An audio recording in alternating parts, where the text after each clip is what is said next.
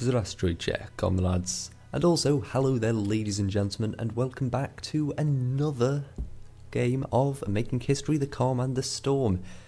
Ah dear, I've played as the UK and Argentina up till now, and I have done well. About as well as can be expected with both of them, I think. Which is as ambiguous as I shall put it.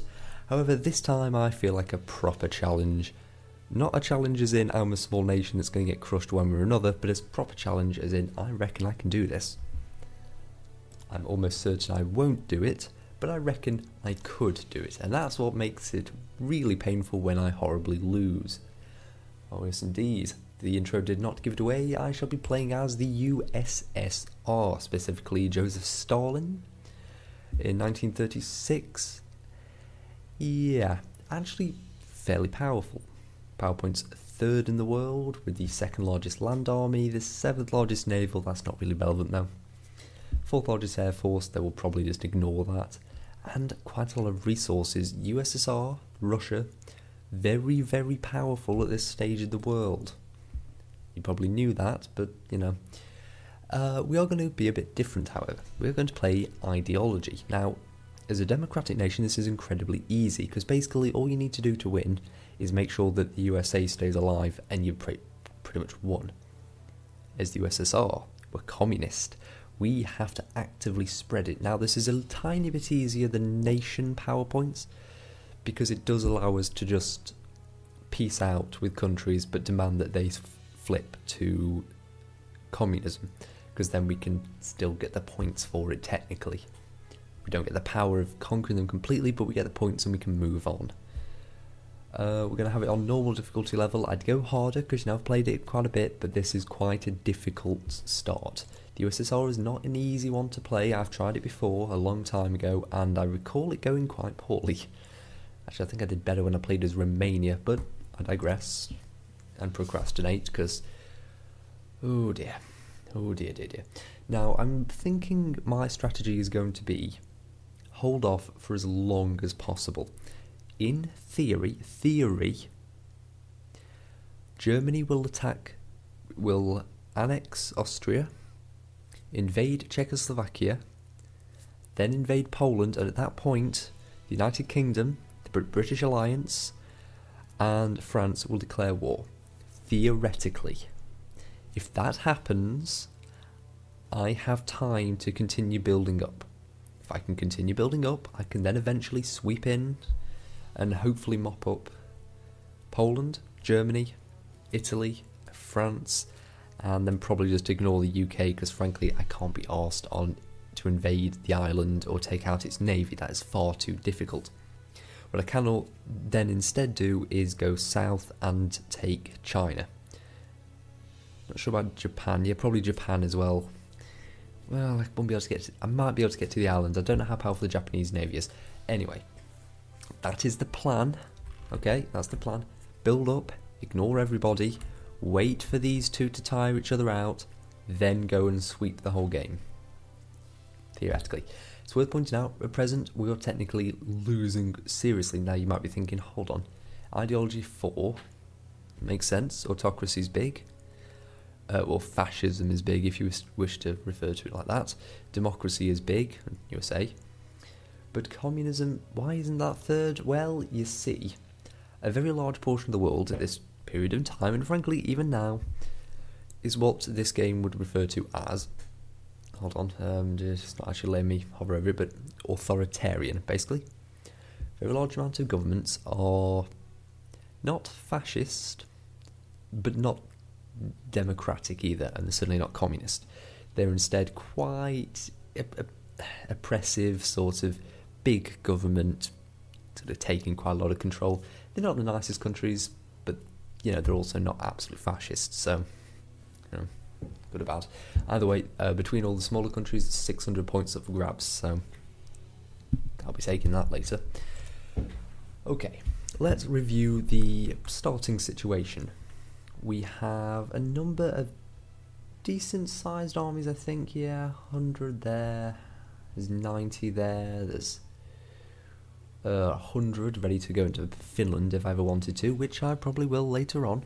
Scandinavia, nice easy thing to take. Luckily this game will not simulate how badass the Finns actually were in the USSR Finland War, so that's good, otherwise they would probably kick my ass. However, not going to be an issue. So let's start by doing what I always do when I do a country that's big enough. Research. Now if I was playing Germany I'd probably go for tanks, but this is the USSR. I'm just going to be throwing infantry at them. Frankly, as the USSR I should just be throwing conscript infantry, but in this game that is worthless, so I'm going to push forward to advanced infantry and go with that. Okay, we need 60 IPUs. Let's check out the industrial capacity. We have 470 to work with. Should not be hard to scrape together 60. Was it 60? 60 to work on the appropriate research. Can I see any good numbers here? Not going to be able to put this together cleanly. Why don't we try that one? That's 46. Is there a 14? There's a 14. And, oh god, if I'm right, that should be 60. Yes. My maths has not failed me today. I'm sure it will in the future, just give it time. Leningrad's making basic battleships? No. We don't want battleships.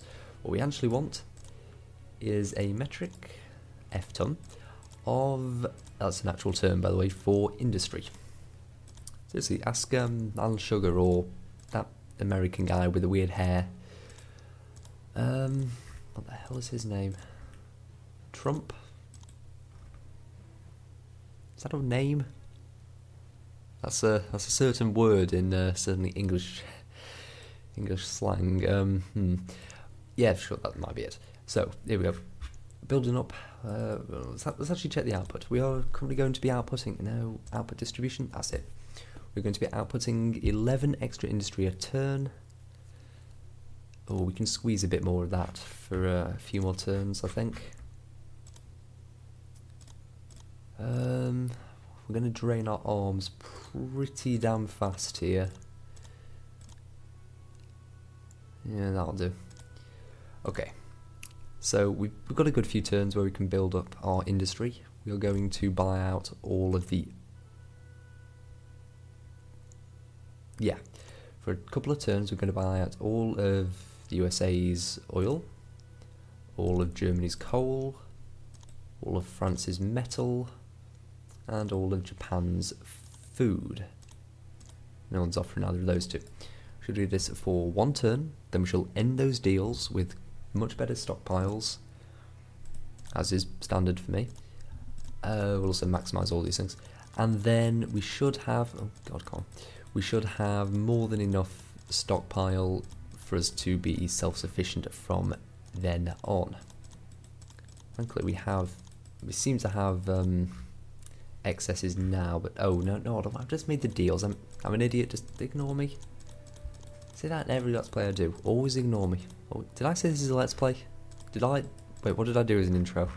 Oh god, I think I screwed. Hold on. Good lord. Oh, these are the Caucasus oil fields.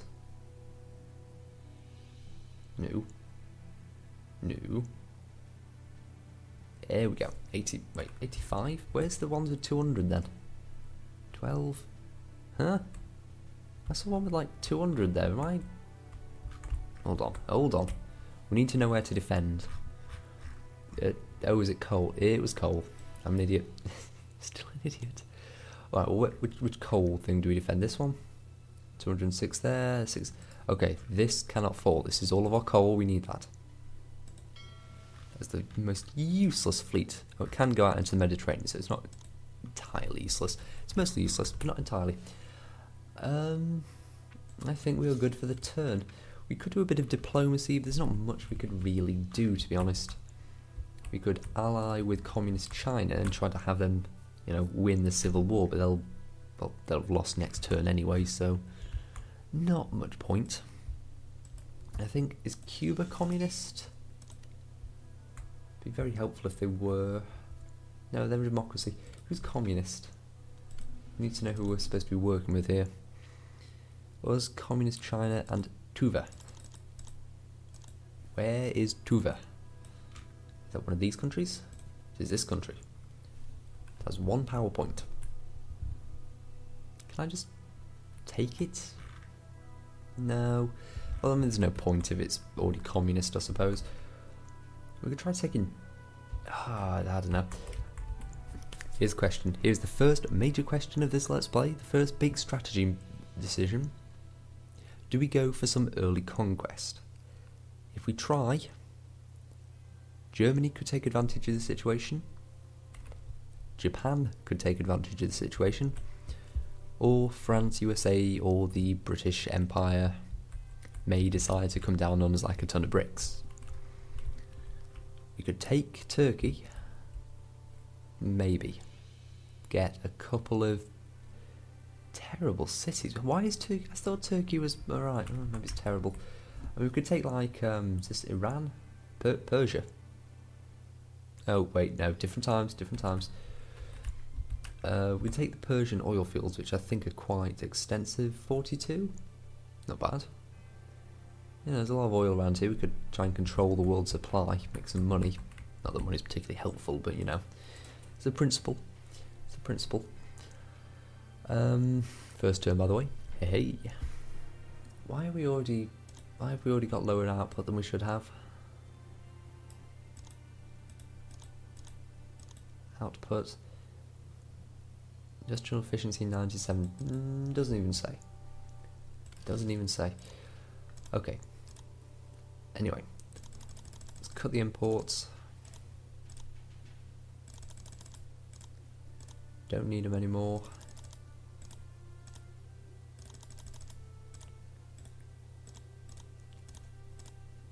Alright then. And then just start clicking through. We need to keep an eye on these two numbers. When they get too low, we need to start swapping over our industrial capacities. We could just take a lot of arms, but I don't want to risk anything stupid happening.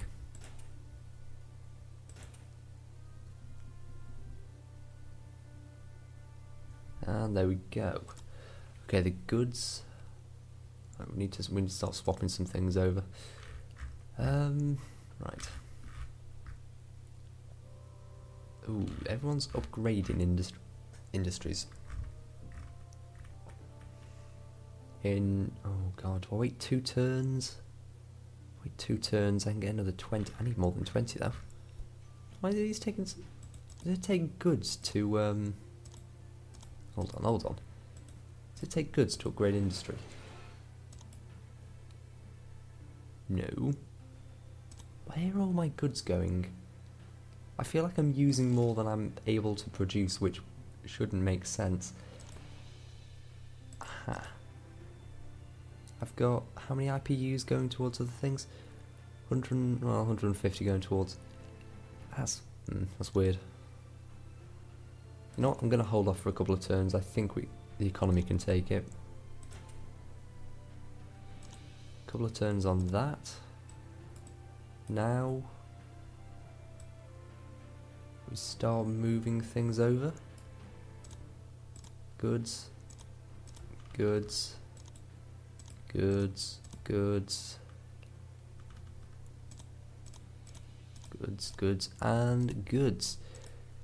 good.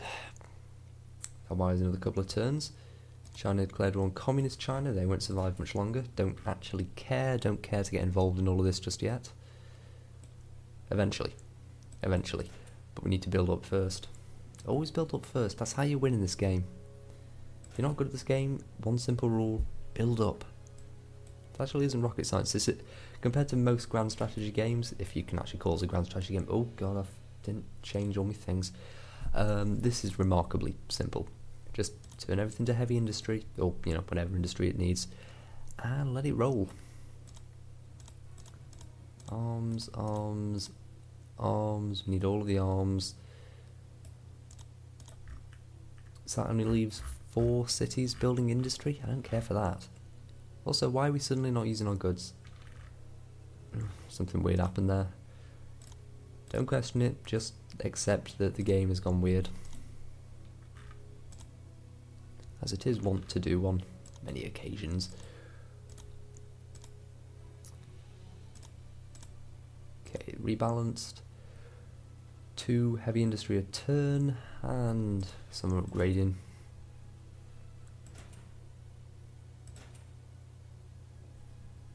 Where did a good stockpile? But yeah, am I missing something about how this whole game works? Okay, I've got something stupid like. Let's check the trader, trading things. I haven't done anything stupid there. Shall we offer some oil to the world? Let's offer them 50 oil. And let's offer a couple hundred coal.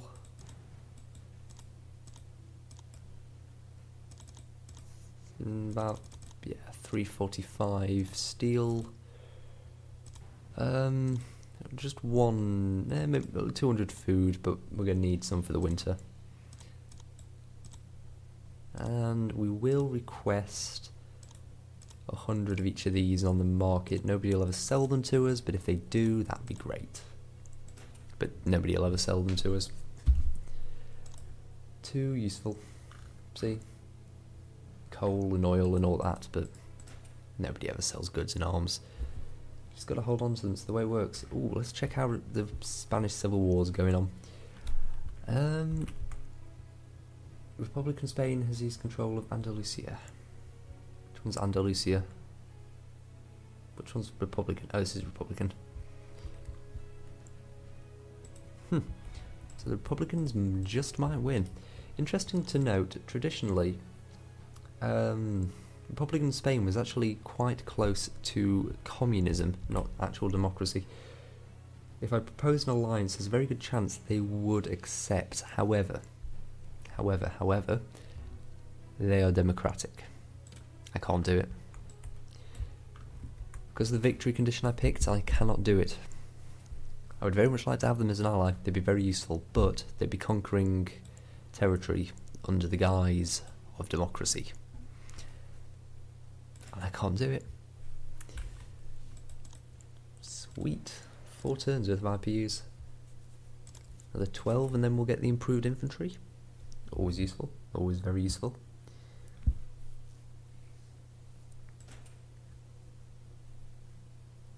And there goes communist China. Don't worry, someday we'll resurrect you by, conquering China and then giving it back to you as communists. Could also take Korea, but not now. Maybe later. Maybe later. All the exports, they're doing their thing. We have a lot of money. I don't think there's any sort of. I don't think money ever ends up giving us anything. We can just buy stuff later. Why do we have an arms shortage? We have loads of arms. Well, we don't have a shortage anyway.